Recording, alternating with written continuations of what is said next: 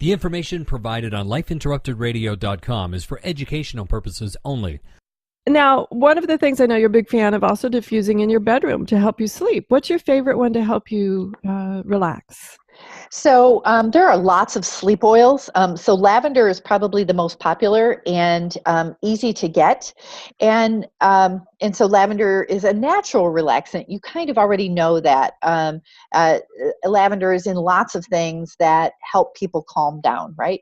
Yeah. So that's a great oil.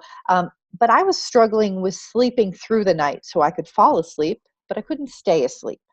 And that's common for, I'll say, as my doctor likes to say, women your age. Yes. And so because I am going through perimenopause, that was exactly what was happening. And so I use an oil called Cedar Wood, and that is from the Cedar Wood tree plant, and it is the bark of the cedar wood. And I put 2 or 3 drops in my diffuser with a little bit of lavender almost every night. And sometimes I switch it up, and that keeps me asleep. So I went from sleeping about 4 or 5 hours a night to consistently sleeping 8 hours a night for I didn't sleep for 3 years, and then all of a sudden I got to sleep. Imagine how much my brain got happy, Yes. and my husband, because I wasn't so crabby. So. I think that's important. Now, some people might not know what diffusing is. We don't have to see the diffuser, but just explain to us when you say put 2 or 3 drops in a diffuser, and if there's other ways if we don't own a diffusing machine. So there's lots of ways to diffuse. So you can buy a diffuser that is a machine where you put in water and you put in some oil, and it literally kicks the oil and the water into the room, and you breathe it. And so that is aromatically how you use oils. So you can also use oils aromatically by taking a stick, like a piece of wood, and dip it in your oils, and then let the so there are those sticks, those diffusing sticks that you can buy, and those just will diffuse oil into the room without you even having a motor or an engine to do that. Right. The oil just kind of creeps up the dry stick and permeates the stick, and then as it evaporates off the end of the stick that's not in the oil, you get this lovely scent. That's a little more localized in my experience than a room diffuser. It's something that you would maybe set on a nightstand so it was fairly close to you.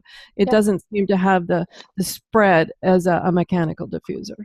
Exactly. But you can do simple things. Like you can even take some essential oil that you like and put it on a cotton ball and stick it inside a stinky tennis shoe.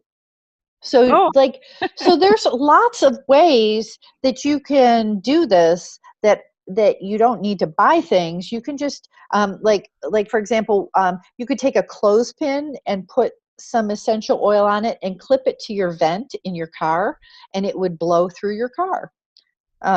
Or you can buy a car diffuser. So they're about $7 or $8.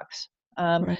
So there's lots of different ways to do this. There's no one right way. And this is what I've spent the last couple of years just learning is how do you use oils safely and effectively so that they can replace other things in your life that might be harmful. Right, absolutely. And knowing that, I just want to put a little, when you said might be harmful, and this might be out of place, but there are certain oils that you can ingest, and there are certain ones that you do not ingest. And I just want to make sure that until everybody understands which ones are which, don't ingest any of them. I mean, get some expert advice on which essential oils. And this is not just about Young Living, which is the group that Sharon likes to use, but all of the essential oils, wherever you're buying them, make sure that you understand that there are some that you should not be ingesting. These are not just like the local baking vanilla. That's not what we're talking about here. No. So like, for example, a non-ingestible oil is wintergreen. So wintergreen has something that is similar to aspirin in it. It's a great pain reliever. It's amazing for any kind of pain that you might have, aches and that sort of thing. But The thing that you should not do is drink it. Because it has the same chemical constituency as aspirin, and you can easily take too much wintergreen. Wow. Yeah, that's it's things like that, guys. I want you to be aware of that. You want to talk to Sharon or someone else who's an expert in essential oils to understand. Because, gosh, how many times have you chewed wintergreen gum or had a wintergreen mint? So why not, right? So that's just a little caveat I want to throw out there. And I love the idea that you can do things inexpensively. When I travel, I use the little diffuser sticks, and I also at times have been able to just put a drop of oil on a tissue and put it under my pillowcase, and then it sort of seeps through the pillowcase too. I like to do it that way too. That sometimes you have to be careful. Sometimes the oils will stain fabrics if you're not careful. The information provided on lifeinterruptedradio.com is for educational purposes only. What you hear, read, and see on Life Interrupted Radio is based on experience only. The information presented here should never be used for any legal, diagnostic, or treatment purposes. Always seek sound legal, medical, and or professional advice regarding any problems, conditions, and any of the recommendations you see, hear, or read here on Life Interrupted Radio.